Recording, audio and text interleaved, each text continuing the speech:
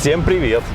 Сегодня мы у берегов Средиземного моря. Вы, наверное, подумали сразу Тель-Авив или Яффа, но нет, мы сегодня в другом городе. И это курортный город Натания.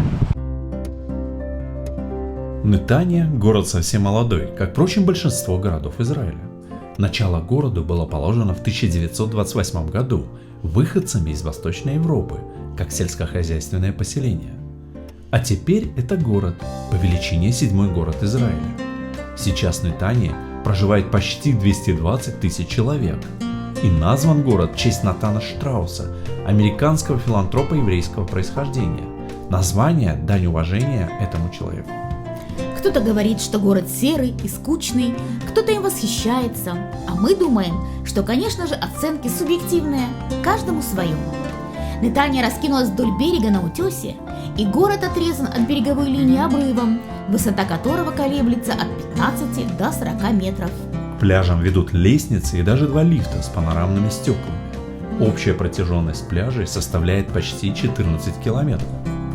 А вдоль берега выстроено несколько десятков отелей на любой вкус и на любой кошелек. Но нас сегодня интересуют не гостиницы, кафе и бары, а несколько арт-объектов самой южной, все еще строящейся части набережной. Набережная Нетании очень красива. И мы приехали, чтобы посмотреть и вам, конечно же, показать некоторые из ее объектов. Это несколько ярких скульптур, формы которых очень необычные, как вот это, например. Они как будто из неких фантастических, футуристических фильмов. Это ландшафтные скульптуры, или, как их называет сам автор, биообъекты.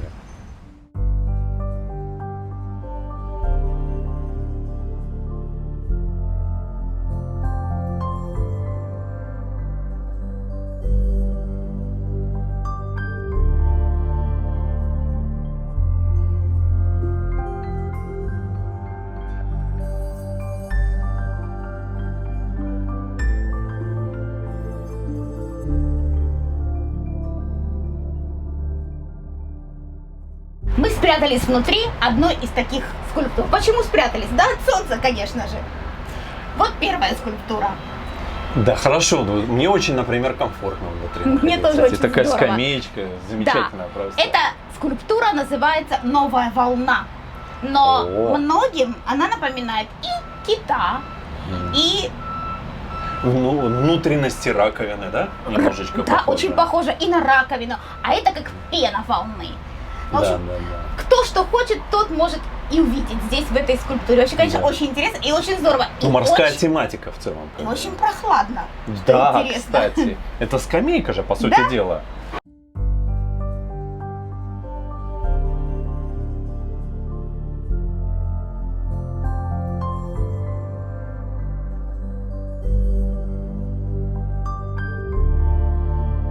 Скептик скажет, ну разве это скульптуры? Разве это искусство? Подумаешь, груда бетона, облицованная плиткой. Есть и такие. А мне очень нравятся его работы. Они несут какую-то радость своими красками, отблесками солнечных лучиков и такими необычными, фантастическими формами.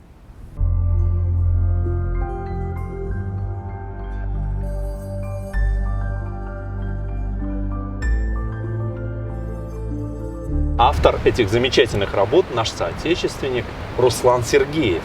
Он родился в 1954 году в Нижнем Новгороде, а впоследствии закончил Белорусскую государственную академию искусств и репатриировался в Израиль в 1996 году.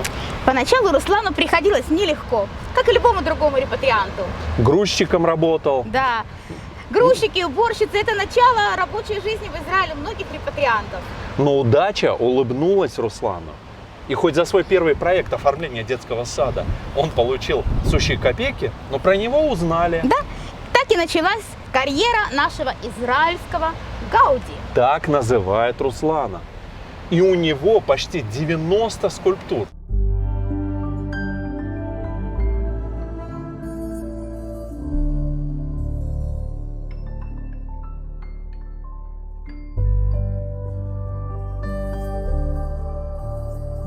С Русланом работает команда порядка 10 человек. Это его помощники.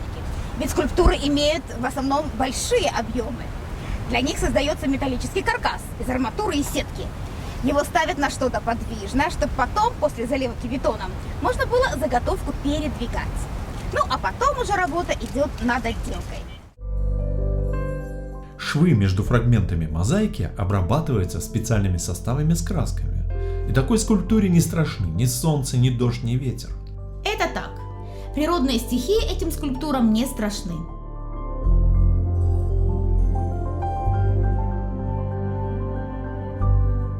Но вот перед вандализмом им, к сожалению, не устоять.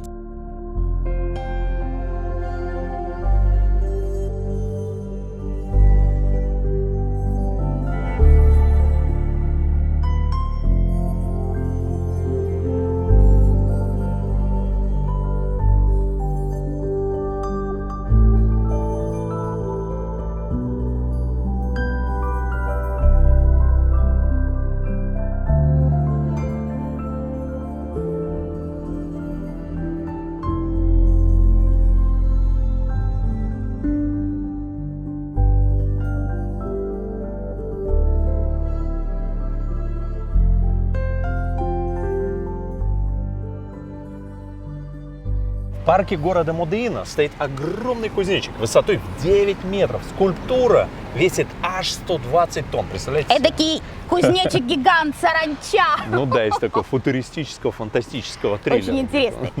А что мне еще очень нравится в этих работах, то, что это не просто объект искусства, которым нужно любоваться издалека. На них можно любоваться, на них можно и сидеть, на них можно забираться внутрь. Дети с удовольствием в них играют. Ну, конечно, кто не захочет поиграться в таких замечательных скульптурах? А если вы не поленитесь и пробежите, или пройдетесь вперед на юг к концу набережной,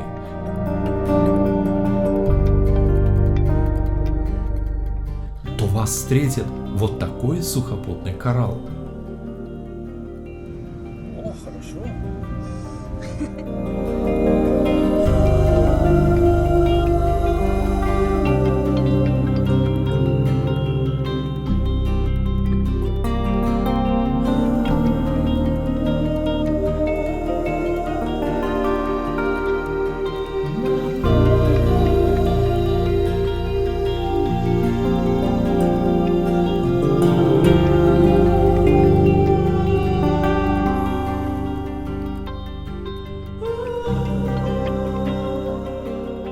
И завершает набережную скульптурная композиция «Маяк», окруженный разноцветными волнами.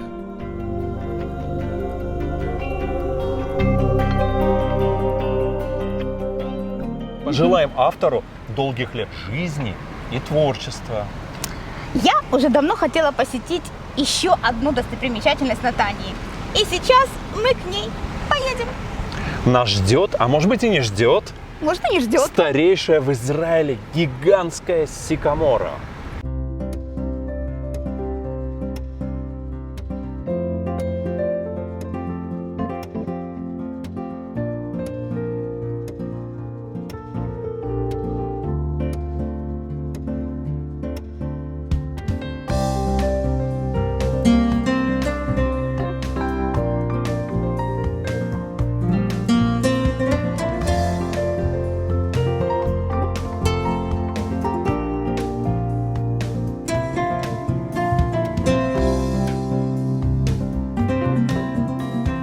Какие прекрасные кусты бугенвилля, Ларис. Да, я очень люблю эти разноцветные кусты, но еще больше. Что же это за место-то? Сегодня меня интересует именно вот это место. Почему? Это сад сикаморы. Представляете, даже сад назвали садом сикаморы. Гана шикма, да, на иврите? Да, потому что здесь растет древнейшая сикамора, сикамора гигант. И, наконец-то, я вижу это дерево. Прекрасно, мы наконец добрались до тебя.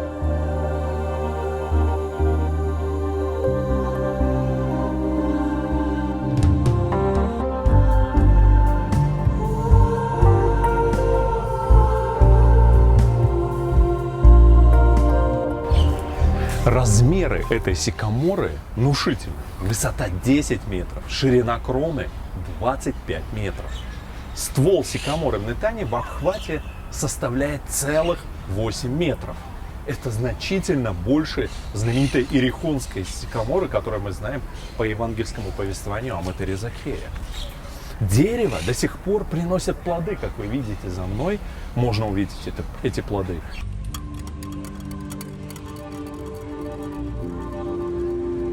Несмотря на свой возраст, эта сикамора еще полна плодами. Полностью весь ствол, вся ветвь усеяна ими. Как здорово! Плоды сикамор еще называют ослиными фигами. Почему? Плоды ведь очень популярны у животных. Например, в Нетании рядом с сикаморами почти всегда живут летучие мыши. Плоды сикамор сладкие, однако, может быть, на наш вкус и не совсем. Но животным, тем не менее, очень нравятся.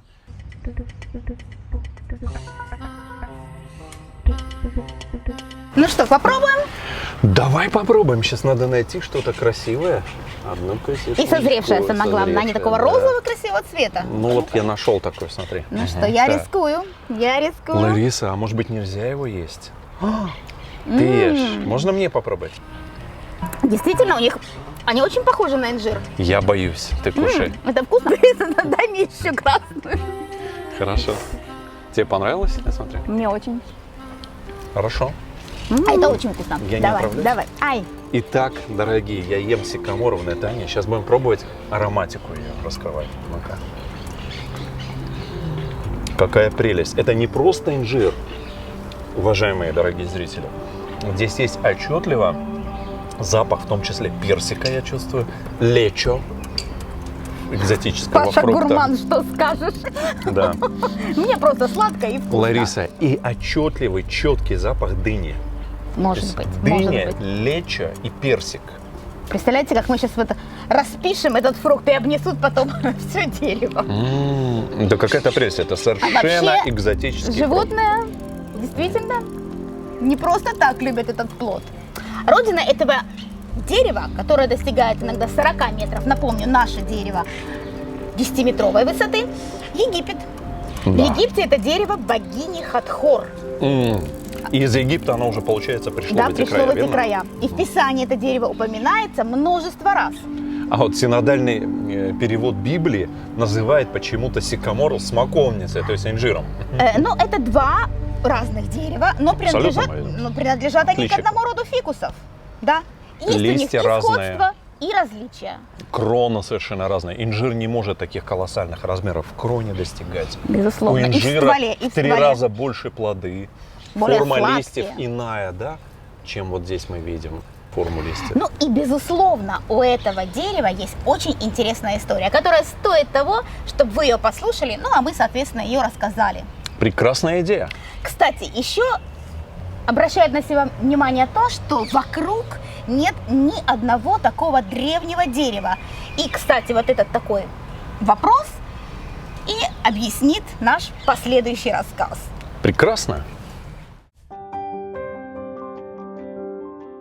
Возраст этого дерева может насчитывать от 600 до 1500 лет. Точно определить невозможно, потому что у сикамора нет годовых колец. Но это дерево стоит того, чтобы его хорошо рассмотреть.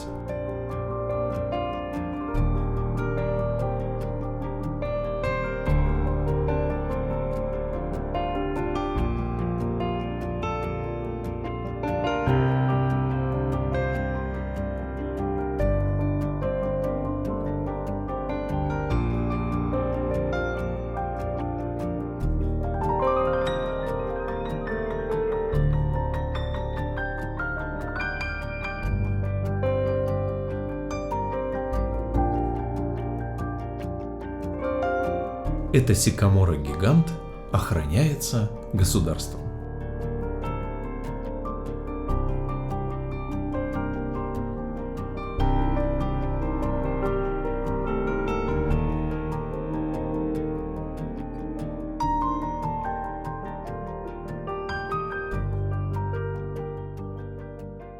Так давайте расскажем старую легенду об этом дереве. Согласно ей, в тени этой сикаморы была похоронена мать грозного полководца Халида ибн Валида, ближайшего соподвижника пророка Мухаммеда, который за свои походы получил прозвище Сайфуллах, то есть меч Аллаха в переводе с арабского языка.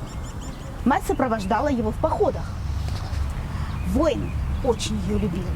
И, может быть, именно потому, что она была с ним всегда на поле боя и всегда поддерживала его, он так отчаянно и яростно сражался.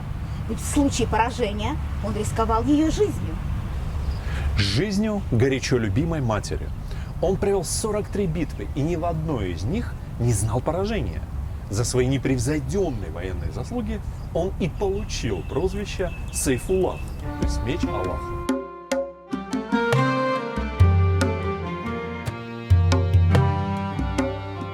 Согласно легенде, мать Аль-Валида устала и прилегла отдохнуть возле этого небольшого дерева. Она заснула и не проснулась совсем. И полководец похоронил свою мать под деревом, где она увидела свой последний сон.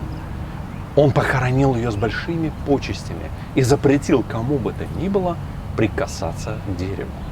Страх перед именем Аль-Валида с 7 века оберегал дерево от участи, которая постигла все деревья в округе.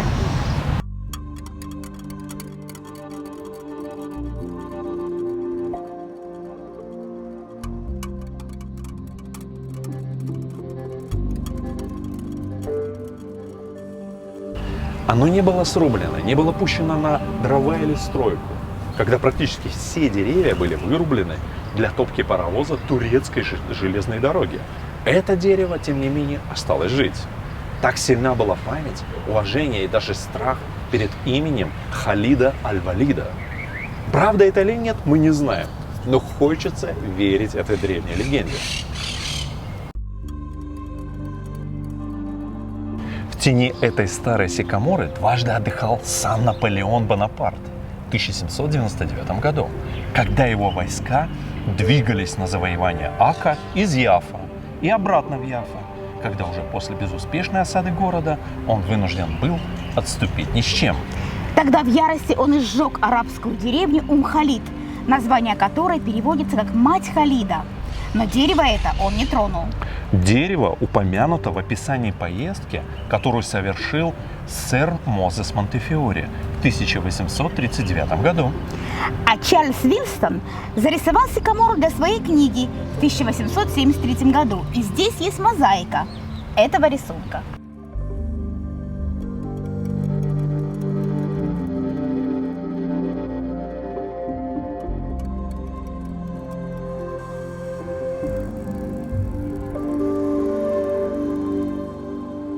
Вот так среди новостроек в небольшом парке, который громко называется «Сад Сикаморы», стоит это древнее дерево. Объединяя прошлое, настоящее и будущее. Дорогие друзья, хороших всех выходных! Присоединяйтесь к нашим подписчикам, если еще этого не сделали. Подписывайтесь, нажимайте на колокольчик, и тогда вас уведомят о выходе нового видео. Мы выходим раз в неделю по четвергам. Есть иногда небольшие, конечно, исключения. Ставьте лайки, это помогает продвижению видео. Большое вам за них спасибо. И за комментарии тоже. Становитесь спонсорами нашего канала, оформив подписку, стоимость которой $1,5 в месяц. Благодарим тех, кто уже это сделал. Будьте все здоровы, счастливы и благополучны. До свидания. До И новых до новых встреч. встреч.